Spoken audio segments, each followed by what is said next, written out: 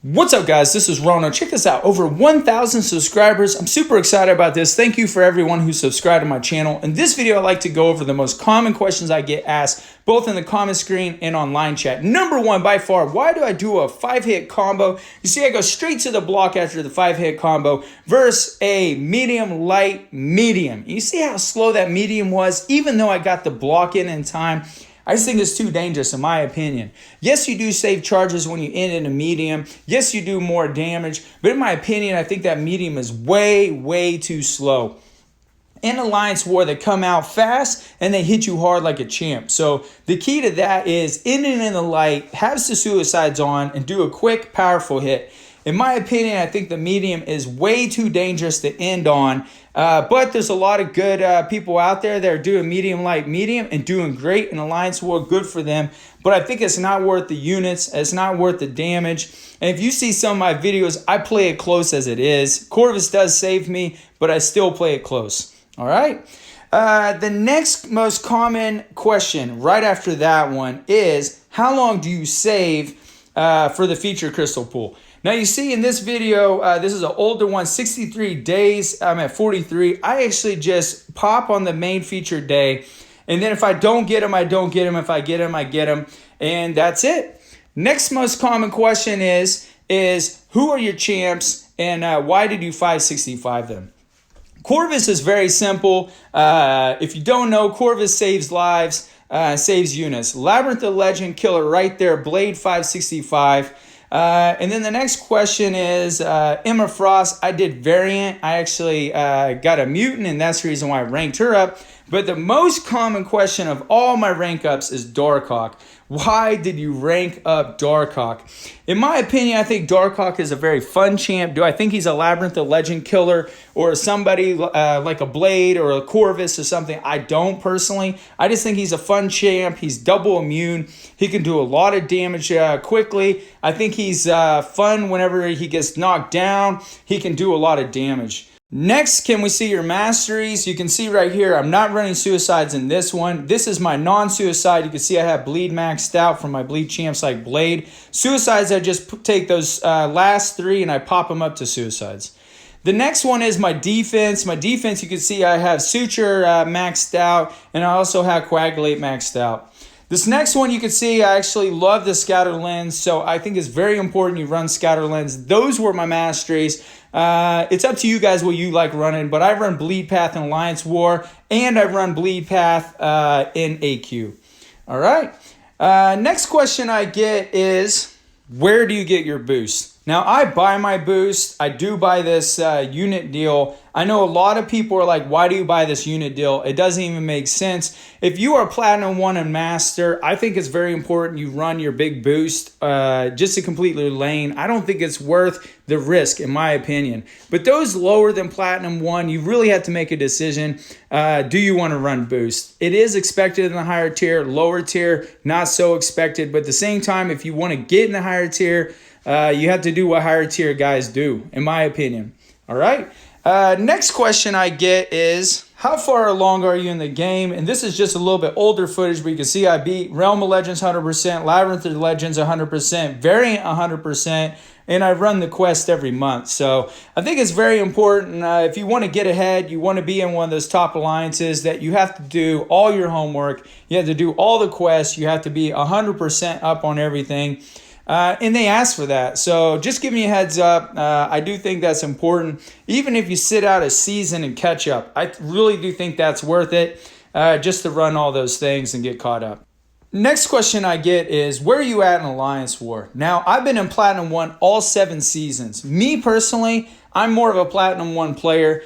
I like it not as stressful, but still get nice rewards. That's just me personally. I have been invited to higher levels to master before. I've been invited to lower levels. I'm competitive enough where I like Platinum 1, but not overly competitive where I just stress and I just get all upset throughout the day. I just don't want that, if I do horrible in a run. So that's just my personal opinion. So you just got to find where you sit. If you are a Platinum 1, a Master, a Gold, it doesn't matter. Just got to find where you're the happiest person that you can be. All right. The next couple questions have nothing to do with the video. I'm just like throwing some gameplay in just while I talk. But I get asked, hey, can I see your roster? And let me tell you what, man.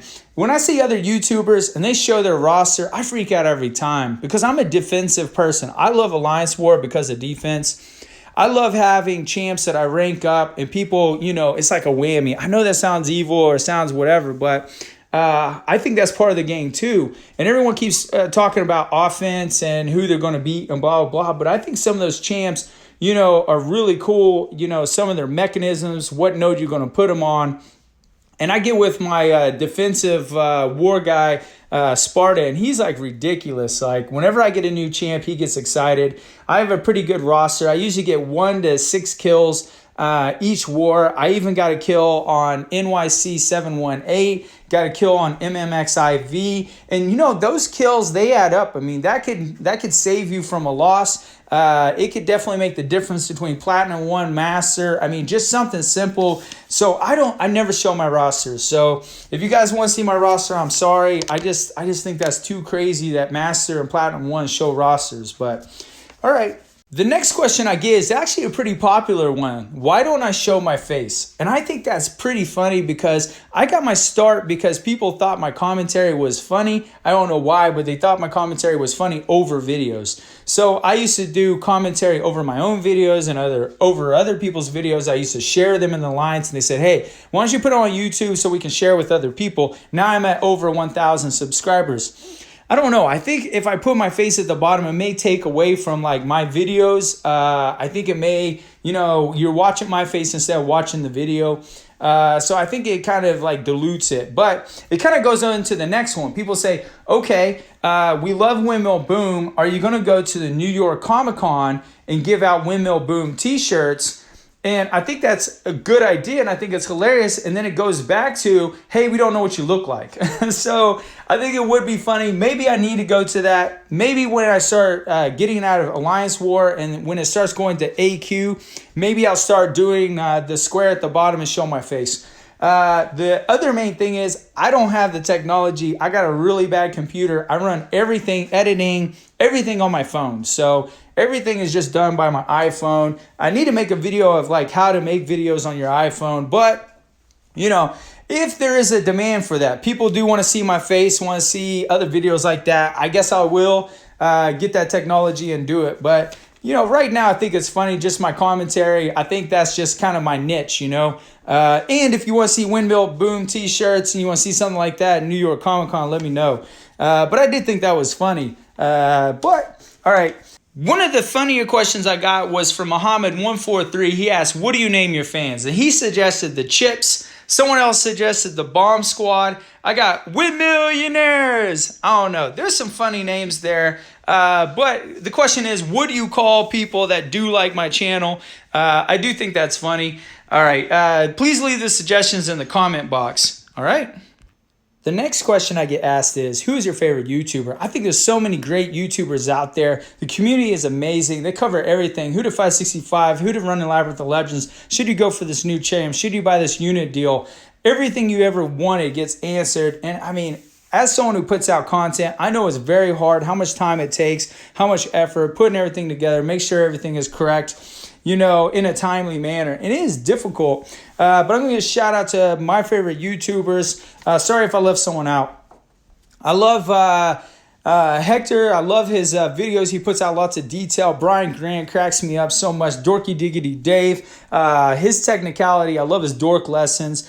Seaton puts out that new content all the time. Prof Hoff, as soon as they come out with anything, he's out there. Legacy, man. I think Legacy is hilarious. I talked to him online a bunch, man. He is a hilarious guy. Idolist, man, I love your Alliance War videos. I could watch those all day. And then how could you forget about Animatronics, the Analyzer, man? I wish that dude would put out more videos. His computer is dead. I think we need to donate some money so he puts out some more videos. New YouTubers out there, KT1, man, he's just killing it with his new channel. Astaroth Gaming, man, I love his technicality, man, when he fights. Panaman Pete makes us wish we all had ghosts and had the skill to use them. You had the guys that checked out a little bit, Rice and Lil Joe, man. Those guys were hilarious. You got Mirage Nora, you got Killer Beezy. Even in my own alliance, got people putting stuff out. I got a guy named Daniel. Don't watch his stuff, man. I just kidding. I'm gonna try to do a combo video with him. One of my favorites out there is Yeet OS. I'm telling you, Yeet, if you want to do like a combo video, man, we can make it happen, man. I love his intros. I love how he comes in hype. I don't know. I feel like we have similar style. That's just me personally. But anyways, those are my favorite YouTubers and stuff.